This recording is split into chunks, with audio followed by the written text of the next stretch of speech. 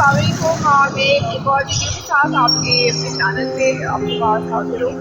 और ये शख्स हमें बंसोड़ पे मिला है, यहीं पे ही मांग रहे होते हैं। इनका कहना है कि इनके हालात बहुत ख़राब है। ये रोटी पकाते थे किसी तंदूर में और इनको लंग्स का इशू है और इनके लंग्स में पानी है और इनको जो है काफ़ी सारी तकलीफ है।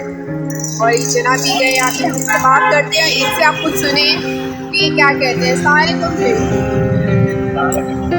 जी, आपका नाम क्या है? मेरा नाम गुलाम रसूल। गुलाम साहब, आपके साथ क्या मसला है? बिल्कुल ठीक मांग रहे हैं। बस मजबूरी है, वह देख रहा हूँ पानी है, हरने की तकलीफ है, सांस का मसला है, सांस का मसला है नौकरी नहीं कर सकता, बस चलने से आवाज़ हूँ। तो आप यहाँ पे भीख मांग रहे, कितने पैसे कर लेते हैं आप? भीख मांग रहे बच्चों के लिए खर्चा ले जाता हूँ, मत खर्चा मिल जाता है आपको, हो जाता है इतना? कितना टाइम होता है यहाँ पे आप?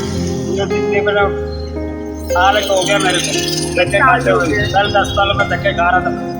तो भीख अच्छा, मांगने तभी मैं 2-3 महीने हुए। 2-3 महीने से नाज़रीन यहाँ पे भीख मांग रहे हैं और ये कह रहे हैं कि अपने बच्चों का खर्चा ये ले जाते हैं यहाँ से। अगर कोई भी इनको हेल्प करना चाहते हैं तो यहीं पे आपको मिलेंगे बस रोड पे। गुलाम इनका नाम है, आप इन चैनल की देख रहे हैं, इनको ज़रूर हेल्प आउट करें। हम इनको JDC का एड्रेस ऐसे दे रहे हैं। और देखिए, इस तरह के काफ़ी लोग हैं जो हमारे यहाँ पे आपको मिलेंगे, जिनके जो है अलग अलग किस्म के प्रॉब्लम हैं। गुलाम साहब, अगर आपका इलाज हो जाता है तो फिर आप भीख मांगना छोड़ देंगे?